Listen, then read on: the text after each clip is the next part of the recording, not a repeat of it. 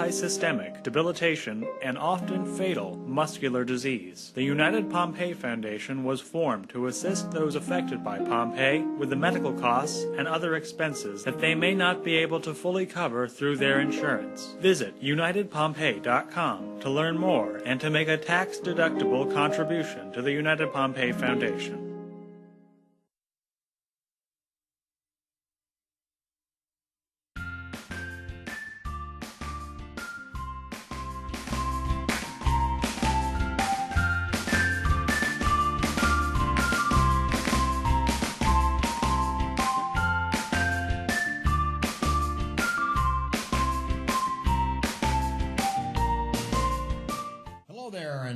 Thanks for joining us again today on Dr. Teach Me to Parent.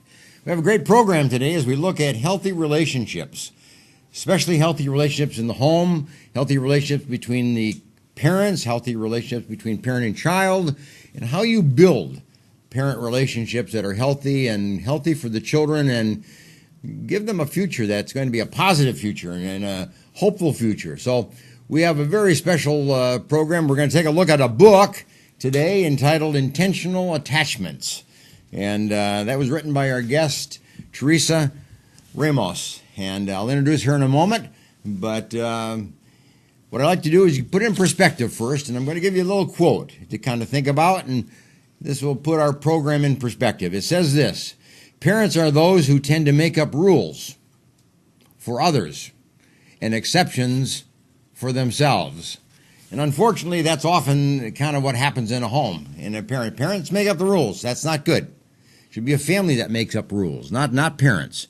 Families together should be making up their rules. And they should not have exceptions for themselves. Rules that are good for the kids are good for parents. What's good for parents are good for the kids. So it's a quote that is often followed by homes and by parents, but it's got a weak point. So parents, yes, get rules for your home. Live by rules. Make sure rules are a part of your family life. What's acceptable, what's not acceptable.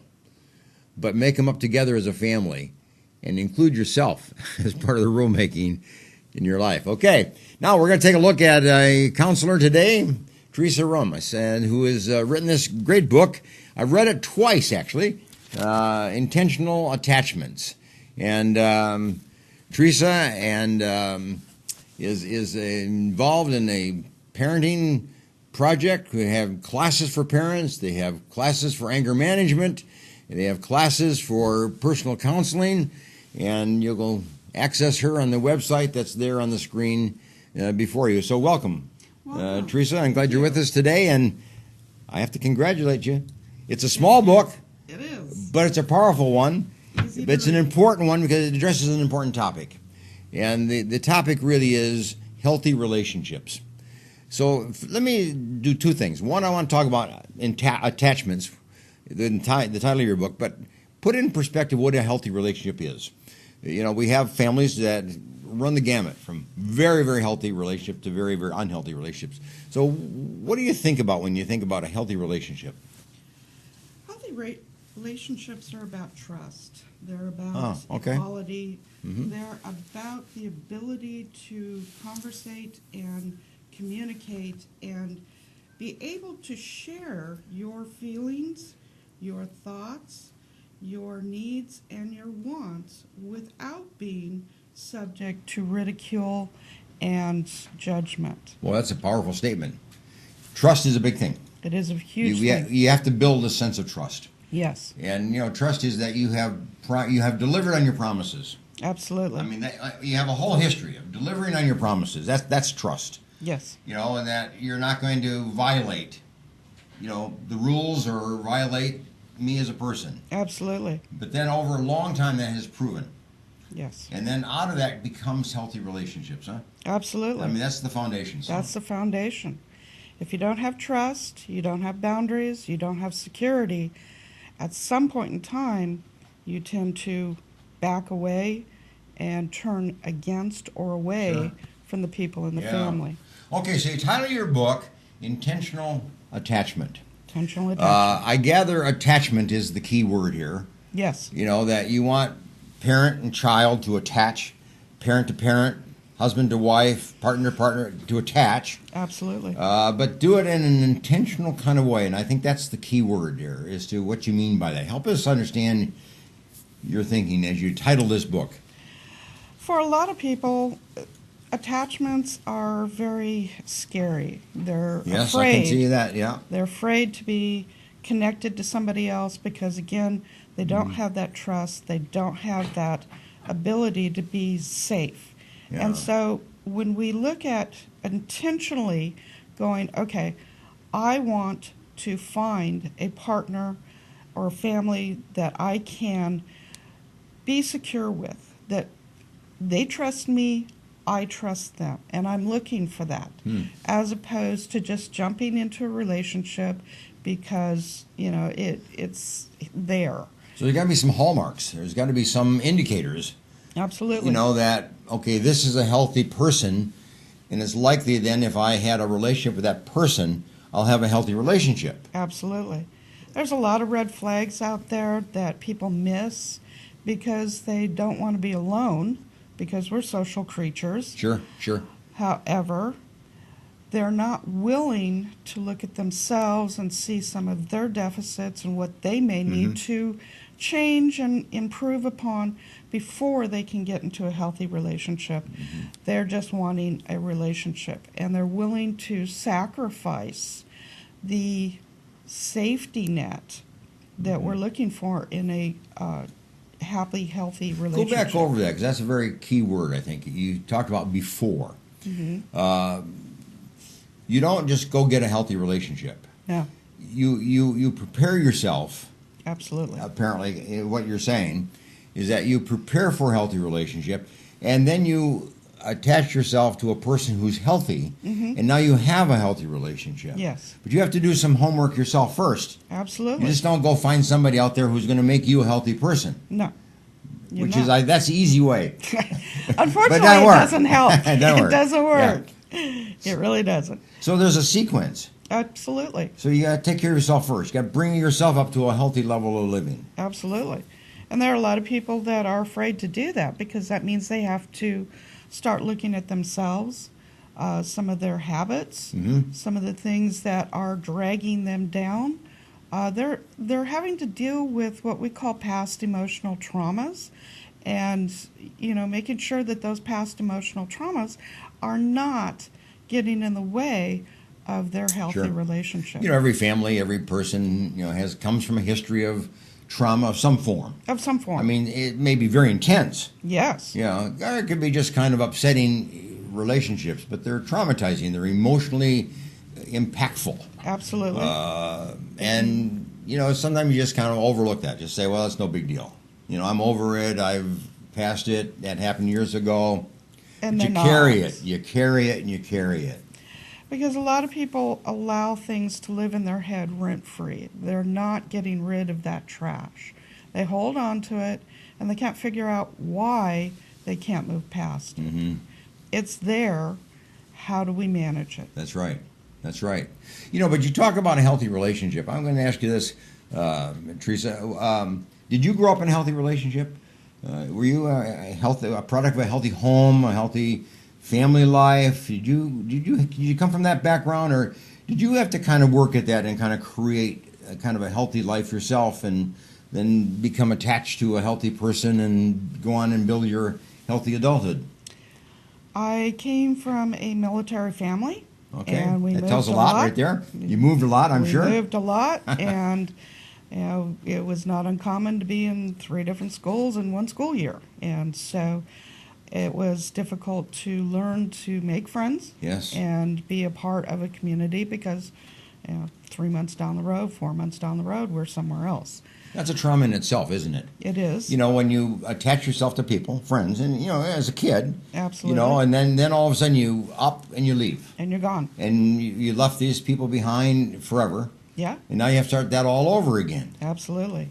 And That's so loss. it Loss is trauma. loss. It is loss. And so as I became an adult, I began to realize that it doesn't have to be that way, and that I can learn to make friends and keep them long term. So that is something that I had to You had to find a learn way that. to You had to get- work on that. Had to find a way to do it. How old were you before you really came to that point where you realized you can have long-term relationships? I was probably 19 or 20. Is that right? Out of your teenage years, basically? Yes. Is that right? Yes. So up until 20, relationships were temporary, were come and go, huh? Just because your parents were moving as a military And family. that was a habit. It was a bad habit, which I learned I could break, and I did. You know, that's the key issue. You talked about trauma. You have to let go. You talk about people who are unhealthy in our life. We have to let them go. We have to get them out of our life. We have to get people that are unhealthy and hurtful to us. We've got to deal with that. Yes. You know, you talk about carrying it around your head. I mean, sure. But is it better to let go and to release? It's a whole lot better to let go and release. You know, there are a lot of people in our lives that will hold us back. Sure. They want to sabotage because they're in a bad place. They don't want you to be any better because that would mean that you may leave them. And again, they have an unhealthy attachment to you. And so we have to find a way to go, okay, is this person safe in my life? If they're not, I can let them go. Let them know I care for them. I love them.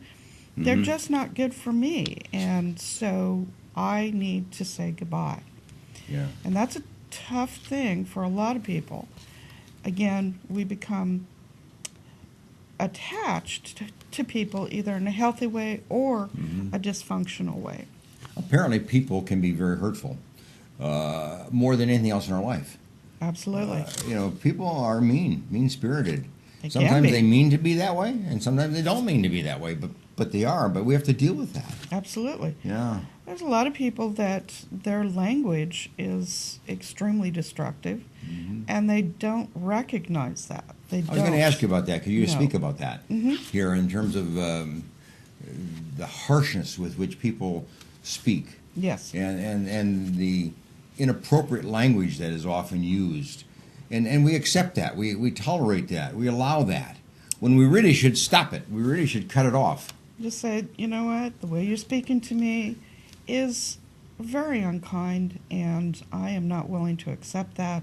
When you're willing to speak to me in a respectful manner, we can continue this conversation. Otherwise, I have to go.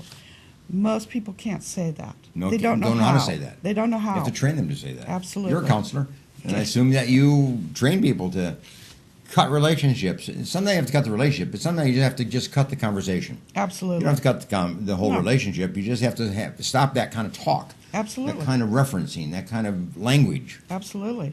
And let people know where your boundaries are. If you're not okay Yes, I was with going to being ask you put about that down. because you make a big point about, Absolutely. you know, you can be violated, and of course you invite trauma then. Yes. But you have to set a boundary. You have to set some kind of a wall. You know, boundaries are our way of teaching other people how we want to be treated. If you're not willing to say, I am not okay with the way you're treating me, Yes. then they're going to continue to do that. Yeah. That's bottom line. I mean, that's very true. And I think what you find is that people want to have relationships at any price, Yes, at any cost. at any cost. And that's not the way to have a relationship. No. The relationship is to put some price tag on it. And there are certain conditions. There are certain, you know, I want a relationship. I want friendship, of course. Absolutely. But I don't want just any. No. Settling for just anyone in your life because you don't want to be alone is a very serious problem for a lot of people. And so we have to be secure enough with ourselves to recognize that I can be alone. I don't have to Yeah. have somebody who's destructive in my life Yeah. just because I'm afraid to be alone. I'm afraid to look at me. What you've been saying up to this point, let me ask you this question. Up to this point, we're talking about healthy relationships and how you create them and how you protect them Yes. and how you advance them. But if you speaking to a parent out there in the television audience today, speaking to parents, what does a parent do to help their children become healthy, have healthy lives? I mean, what is the task of the parent? Parents are the teacher. They're the first teacher. That's good. That's well said. The disciple. Mm-hmm. And their job really is to help guide their children to recognize the difference between a healthy road in life and a dysfunctional road in life. They are the guardrail of that's well said. Of first teacher and the guardrail. Guardrail. Yeah. It's like, no, you need to stay on this side of the road, because that side, yeah, there are a lot of people on that side. Mm-hmm. That's not a good road to be on. Yeah. You need to be on this side. Yeah. How does a parent get there in the first place? I mean, you work with a lot of parents. A lot of parents just do that naturally. That's how they grew up, and they just do that. There are a lot of parents that don't do that. They don't know how to do that. They don't know what that really is. They don't know what a guardrail really is. They don't. And again, it comes back to boundaries, recognizing the family rules. You had mentioned that, you want to make family rules that apply to everybody. And most people, and this is an interesting concept.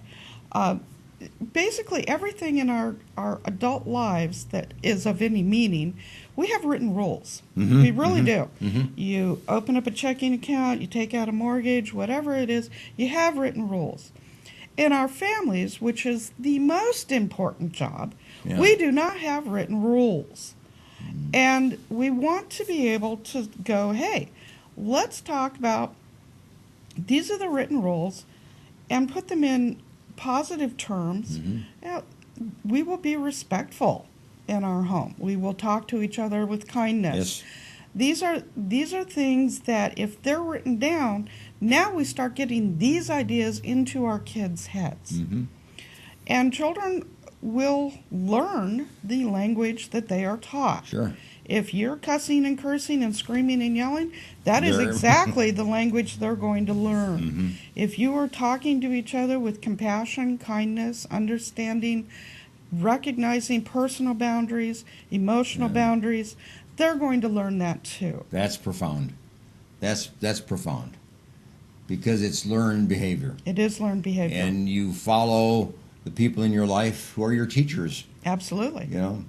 Sometimes we don't call them teachers, but they are our subtle teachers in our life. Teachers, mentors. It's grandparents, their aunts and uncles, their neighbors, their friends of the family. Absolutely.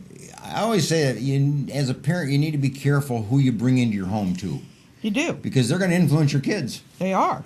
What are you bringing into the home? What are you letting your kids read? What are you letting them watch? What are you letting them listen to? What are you bringing into their lives? Because they will start to mimic that. Mm-hmm. Mm-hmm. They will accept those ideas. Age 14 has become the critical age now for children to really learn critical behavior patterns. Absolutely. It's the time in life when pornography enters the world of a kid. It's a time in life when drugs start to enter into the life of a kid. Age 14 has become now the critical age. It used to be 17, 18, and now it's come on down to about 14 as that average age when kids get into behavior patterns that are destructive, unhealthy, and will continue to be destructive, unhealthy for the rest of their life. Absolutely. And what's going on? We're looking at a serious problem in our society that we are allowing our kids to be exposed to these things. It's all over the TV. It's all over the internet. It's all over, and when you allow it, you encourage it. Yes. That's the idea. Yes, you do. Parents do not go, would you really want to be treated that way? They don't talk to their kids and look at, that's on TV, but is that really a kind way for somebody to talk to somebody else? Mm-hmm. And, I tell people, television and technology and all these things, they're a wonderful thing. Mm-hmm. However, we have to have some boundaries surrounding that, especially with our kids. And 14, unfortunately, kids are getting into that. But even younger than that, we are looking at, kids being jumped into gangs at, 6, 7, 8 years old. Yeah. We're looking at kids that are going to school drunk in elementary school. Yeah, 9, 10. We're looking at, we're looking at kids that are bringing weapons to school in junior high. And so we're seeing this happening more and more, and a big part of that is it comes from home. Yeah, it's a parenting style. It's a parenting It's lifestyle style. in the home. It is. And a kid just reflects that. He just builds on that. He just And lives it out. it becomes normalized behavior. Yeah. It becomes normalized behavior for them, and that becomes the idea in their head. They don't see it as a problem, and the parents don't see it as a problem. You spoke about parent rules. Do you advocate for that? I do. You know, with people, I mean, you would you Absolutely. encourage a family, to set up, 10 rules for the house, if you will, and live by them? Absolutely. I mean, Absolutely. If it's not a written rule, it's not a rule, because it's an opinion, It's or an it's opinion.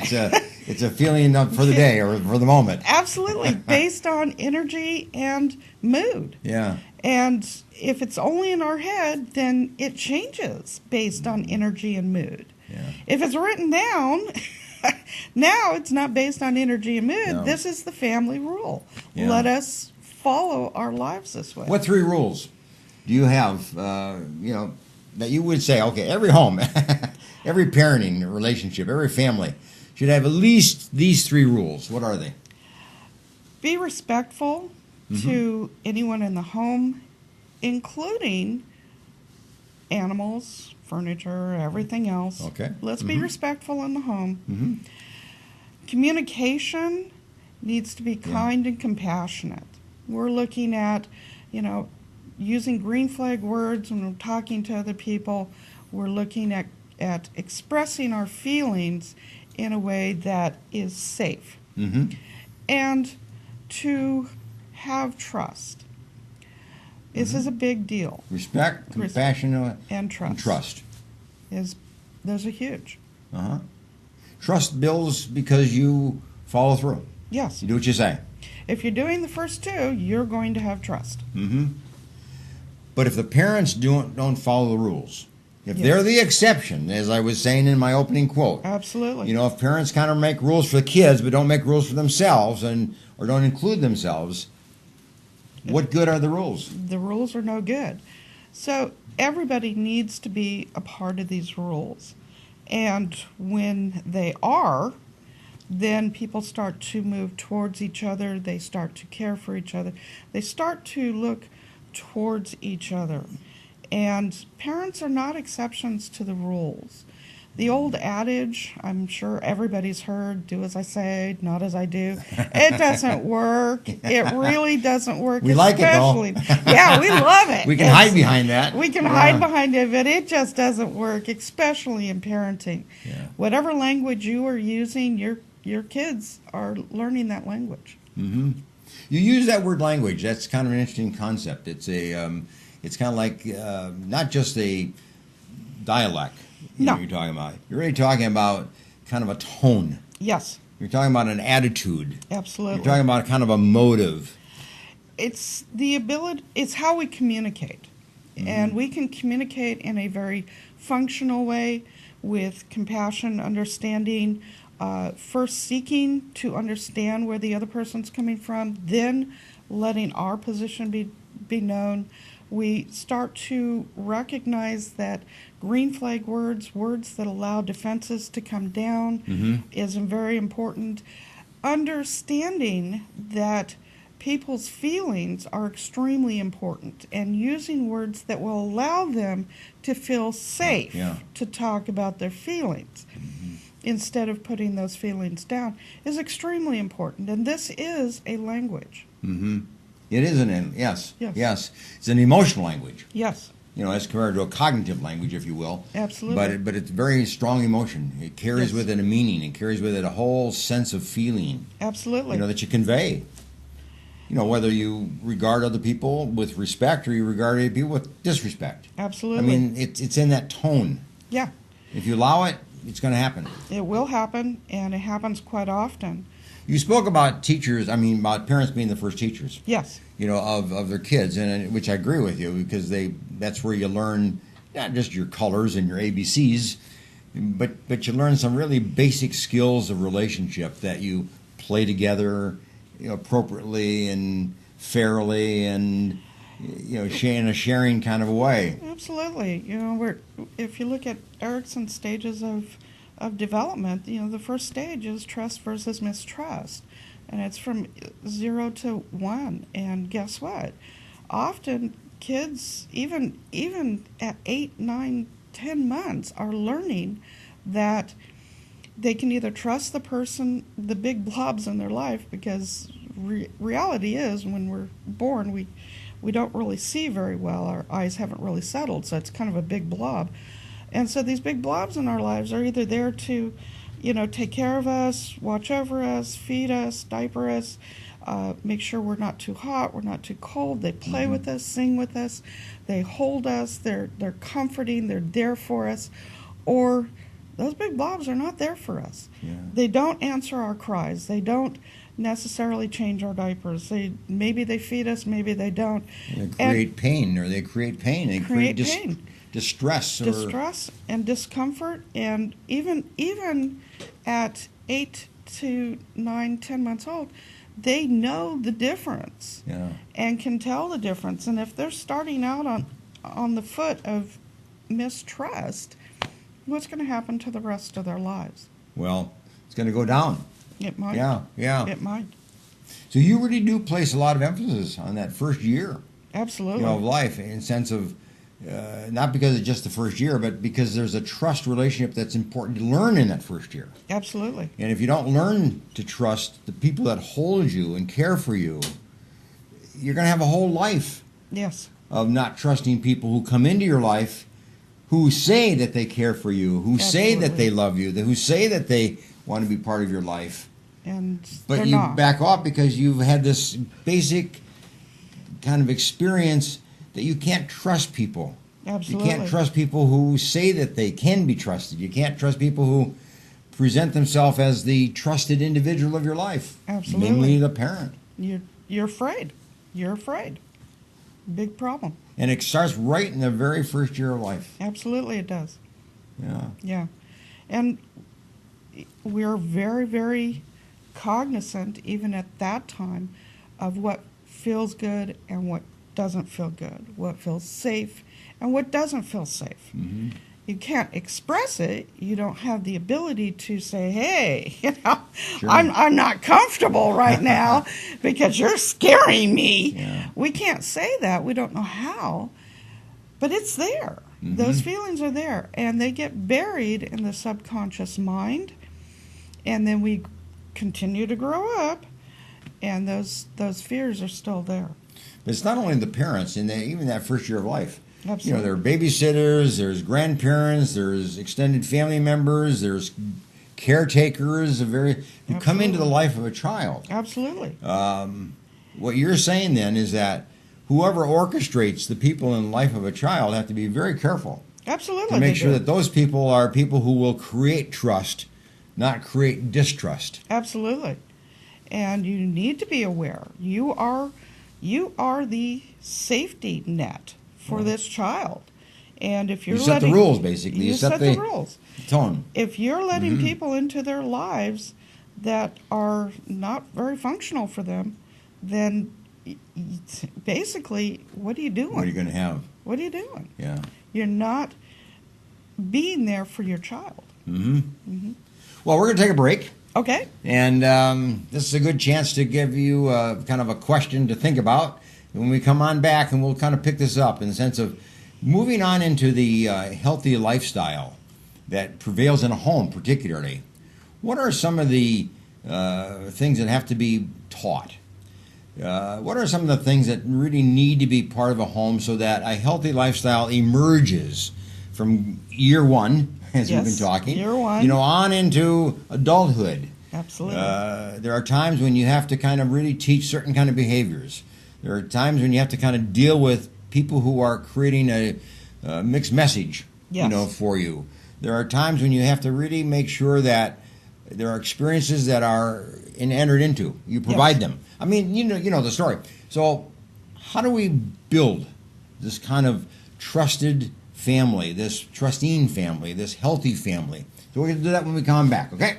You got Get your cup of coffee and join us again in a couple minutes.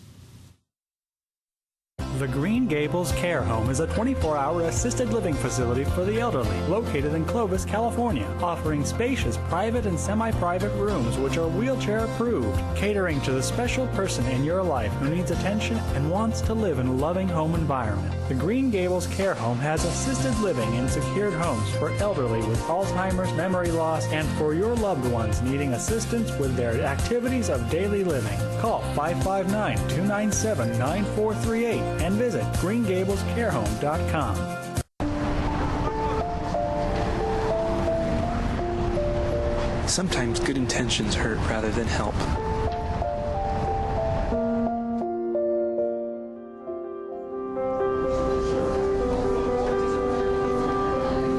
For just $1.76 per meal, the Fresno Rescue Mission offers more than food.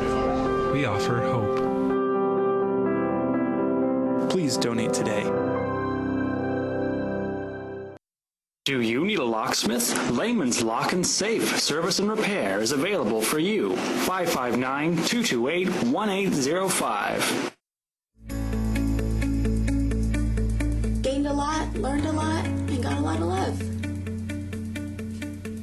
If it weren't for the knowledge that I had gained from the classes at PCC, I probably wouldn't be the mom I am today.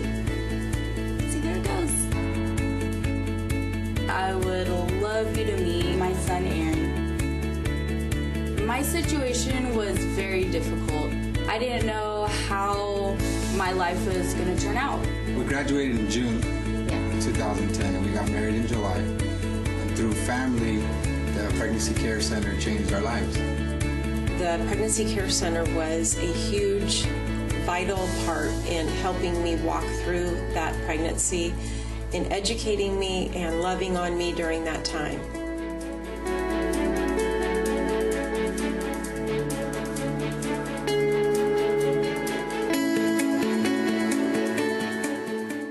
Choosing a Medicare plan can be difficult and frustrating.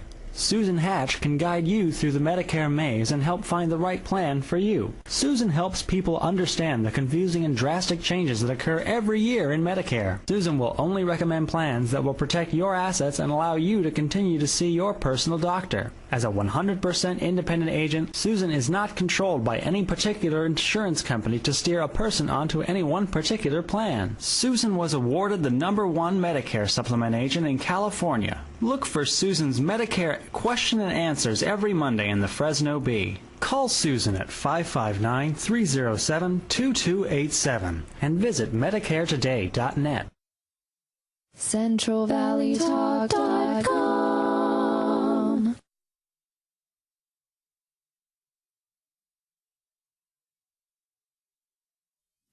Okay, welcome back to Dr. Teach Me to Parent.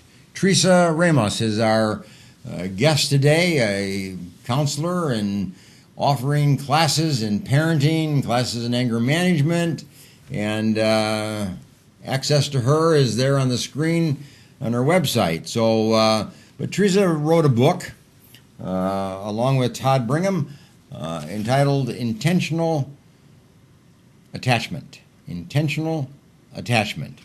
And it's a good book because it develops this whole idea of healthy relationships. And what is a healthy relationship, and how do you develop healthy relationships?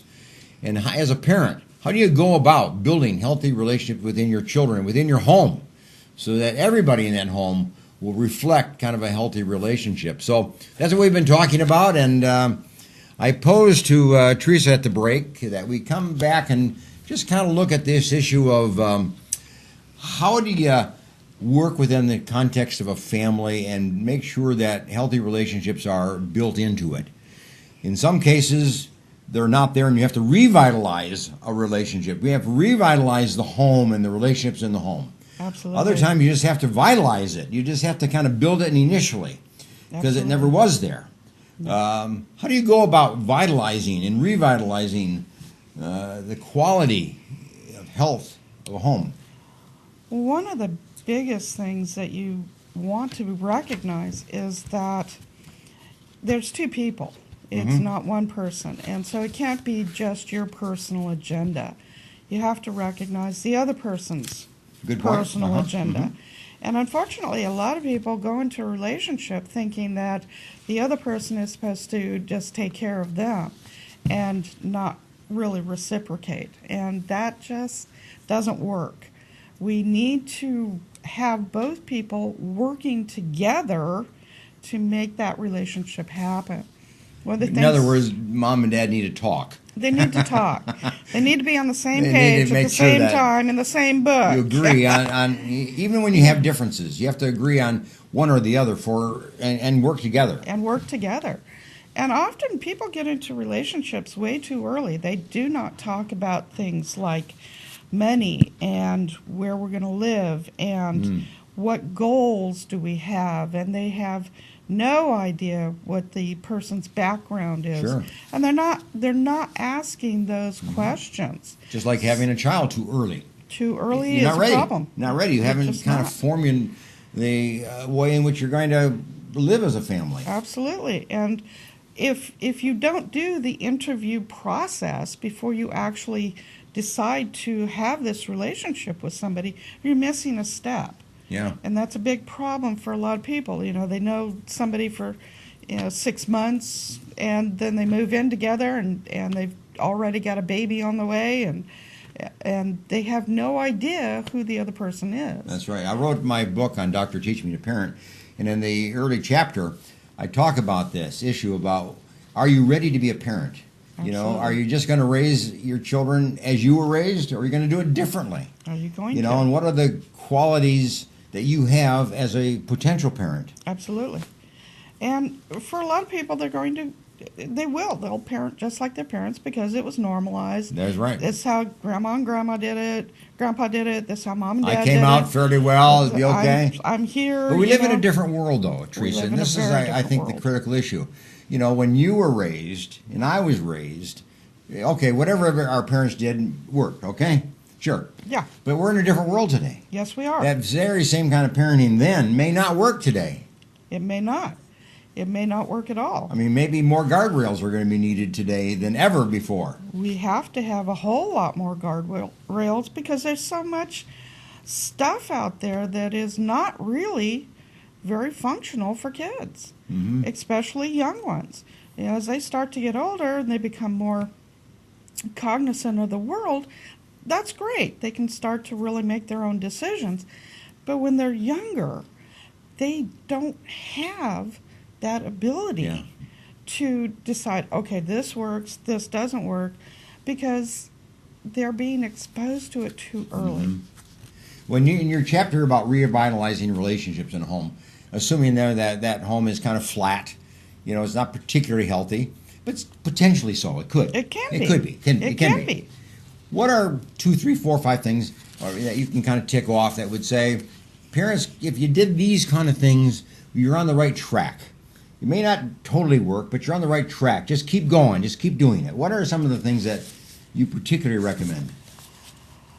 You know, a big part of making some changes is learning some patience.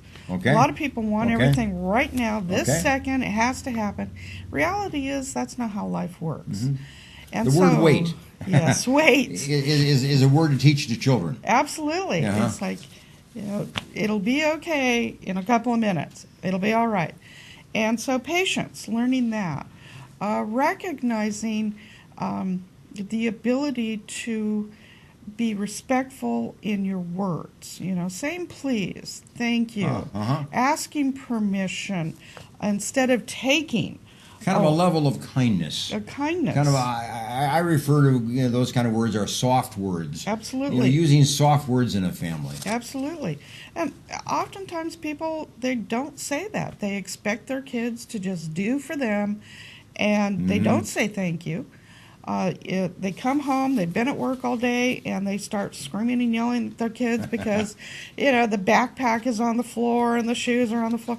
But they didn't say thank you to their teenager who took chicken out of the freezer so that it would be ready for cooking for dinner. And they're focusing on the negative as opposed to the positive. We got to catch our kids being good. catch them being good, And then reward them. and reward Praise them, commend them, approve them. Absolutely. Mm-hmm. And this is a huge, huge deal. Because if you want more of that behavior, you have to say thank you.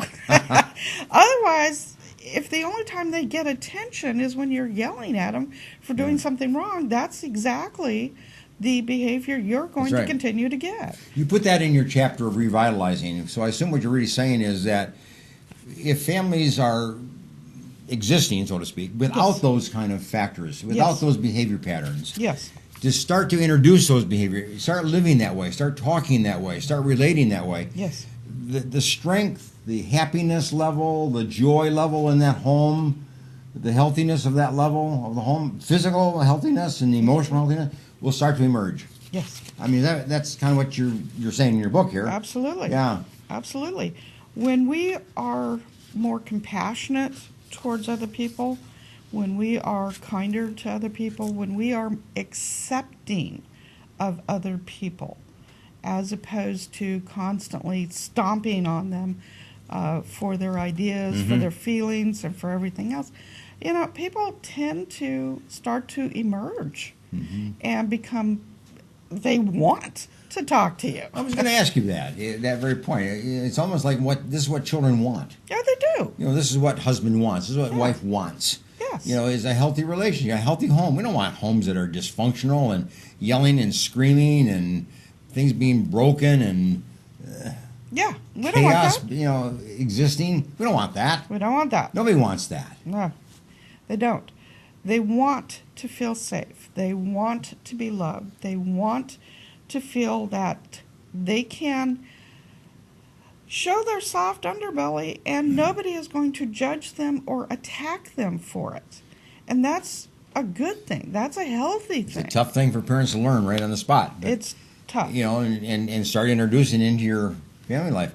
But, you know, there are ways of doing that. Books to read like yours, get ideas like that. There's counseling centers like yours, you know, to go to get that kind of help. Absolutely. Parents can kind of jumpstart this whole thing if they Absolutely. get a little help with it. They can.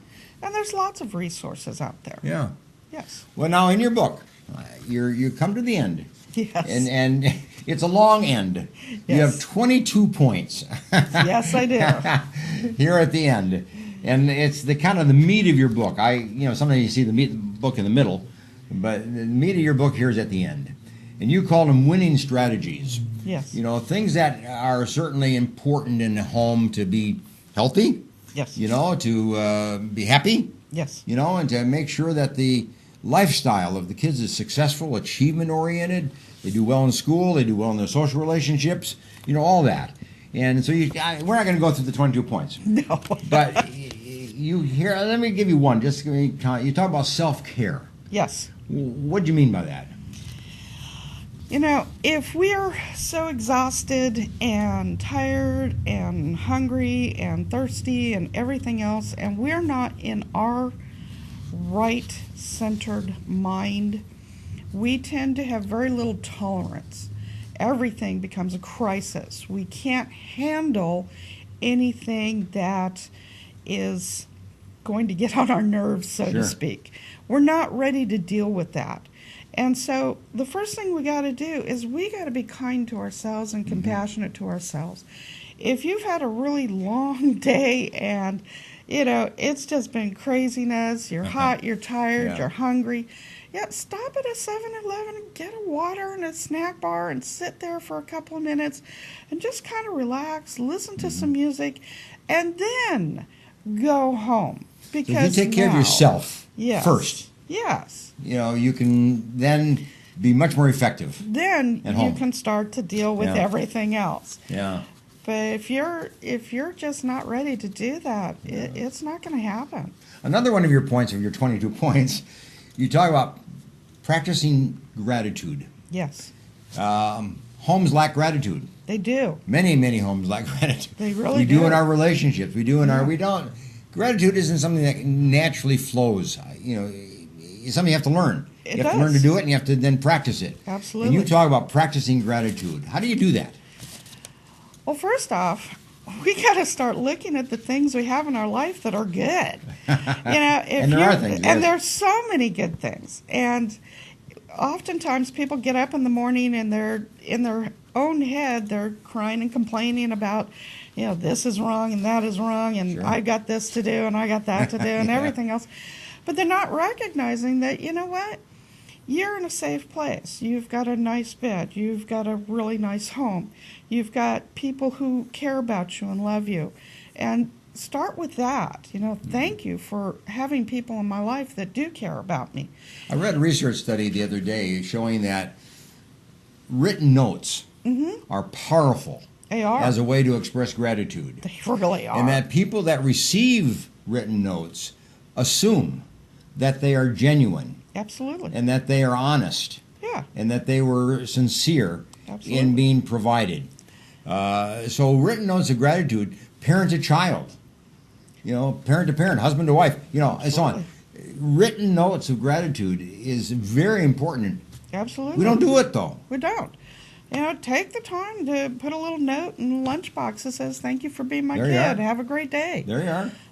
At the end of the evening, turn to your spouse and say, thank you for being my spouse. I truly appreciate that. If your kids do something for you, maybe they didn't get everything done, but they at least got some stuff done. Yeah, Thank them you for that doing little bit, but they did do. Thank you for that. Your partner Yeah. goes to the grocery store for you, and they forgot half the things that were on your grocery list, but they still went. Thank you for at least doing that for me. Lower the bar a little bit Lower the and be bar. thankful for what is you there do that's have. good. Absolutely. Yeah. And again, catch them being good. Yep. Focus on that. One of your 22 points is recognizing the cues of anger. Yes. In a lot of homes, anger prevails. Anger is the king. Oh, yes. There are a lot of cues. Yes. What do you do? Well, most people don't know the cues of anger. They will tell you it just happened, I flashed on somebody, I just lost my control. No, you didn't. I'm here to say that you did not. There were lots and lots and lots of cues that said, hey, this is not going well, I need to do something about it. First off, our cognitive cues. What do you got going on in your head? What's the tape in your head? Yeah. Are you having thoughts of gratitude? I'm really happy right now. Or are you, I can't believe they did that to me again. Mm-hmm. And you're winding. The rage almost, You're winding yourself up, because that is a tape that a lot of people have in their head. They push the button, it's an automatic tape. They're winding themselves up. And then they slide into the second cue, which is your physiological cues. Your heart starts racing. Mm-hmm. You're not breathing. Your blood pressure is going up. You're getting warm. You got sweaty palms. The muscles are tightening. Your body is trying to tell you something. Most people ignore that, and they slide right into the behavioral cues. They're frowning at people. They're getting loud. They're getting aggressive in their speech. They're starting to hit things, kick things. They're pacing. They're storming. They're getting intimidating. And depending upon where they go with those behavioral cues, they may slide into a higher level of behavioral cues where they're throwing things at other people. They're now the anger becomes obvious. It becomes social. It becomes a Now it becomes event. Very, very much so. And a lot of homes just live that way every day. They do. And they can do that 2, 3, 20 times a day. Mm-hmm. And it's a habit. They don't recognize it. But if you recognize some of the buildup, yes, the early cues, absolutely, you can then say, just relax, calm it down, take a breather, take time out. Yes. And which, by the way, was one of your other points I was going to ask you about. Take a time out. That's a time for a timeout. Absolutely. You say, that's very important to win. You got to use time out yourself. Absolutely. And parents have to use time out with their kids. Absolutely. And if the timeout, it really is a huge, huge tool if used properly. We have to find a way, if we recognize that the tape is just getting so dark and damp, hey, you haven't done anything yet. Yeah. This is a perfect time to say, you know what, this conversation not working for me, I'm going to go over here and process this for a while. I'll be back. Mm-hmm. And go do that. You don't have to call it a timeout. You can, whatever words you want to use, I can't be here right now, I got to go. And if you can do that at the cognitive cue, you're in great shape. And you're gonna make it. Yeah. Even if you slide into the physiological cues, you still haven't done anything yet. You really haven't. And so now it's like, okay, I got to go. I got to be out of here. I got to go. Sometimes walk around the block, sometimes take a ride, sometimes go to your room, sometimes you go outside. Absolutely. Go up in the tree and sit. Go do whatever it is you have to do so that you can start to process what's going on. Because what happens as you start to slide into that behavioral cue, you have already turned off this frontal lobe at the top of your head, which is where all of your decision-making process is, your language process, your ability to process information. You shut all of that off. You are now on automatic pilot. And anything could happen. And it will. And it will. And it will. You follow patterns of behavior. Absolutely. Say you mentioned a very important thing, and that is forgiveness. Yes. A home needs to have a pattern of forgiveness. Absolutely. And so what I was wondering is, what's the formula of forgiveness? How do you forgive? Are there steps to be taken? Are there parts of forgiveness that really have to be addressed? Forgiveness is not about other people. Forgiveness is about ourselves. We have to be able to go, you know what? This, holding on to this is not good for me. I need to let it go. I need to put it on the table. This is a resentment card that I don't need anymore. It's got to go. And we let it go. And if we can't, we're still holding on to it, then we haven't forgiven yet. It is not about saying, okay, I forgive you, it's okay, and then we put it away. No, it's about, this is not healthy for me. I need to drop kick that out of my head and stop letting it live rent-free in my head, put that resentment card in the trash, and let it really go. That is forgiveness. Forgiveness is the act of letting go. It is the act of letting go. Yeah. And then achieving a sense of calm or a sense of peace. Yes. You have to admit what you've done wrong. You have to indicate that you've hurt somebody. You have to recognize that somebody got hurt as a result of that. Absolutely. What you did. Absolutely. And that you want to make it better. Absolutely. You don't want to do that again. You want to not repeat that behavior pattern again. And if you've done somebody wrong and you've hurt them and they're, going, I'm not okay with this, we want to be asking, we want to apologize sincerely and let them know that, maybe you didn't understand how that hurt them. You hurt them. What can you do to fix it? Sure. And then do whatever it is they say to fix this. That's right. Because if not, then you're not being sincere.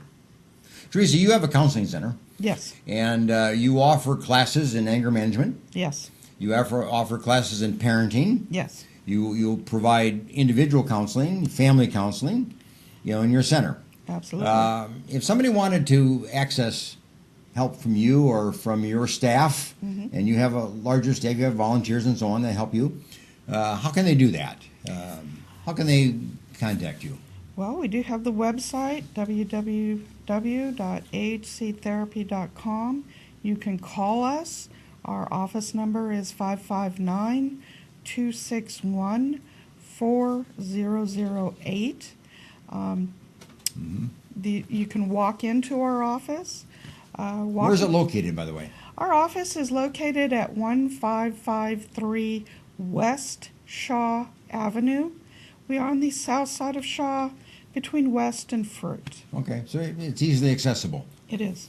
So are you offering a parenting class in the near future or anger management class?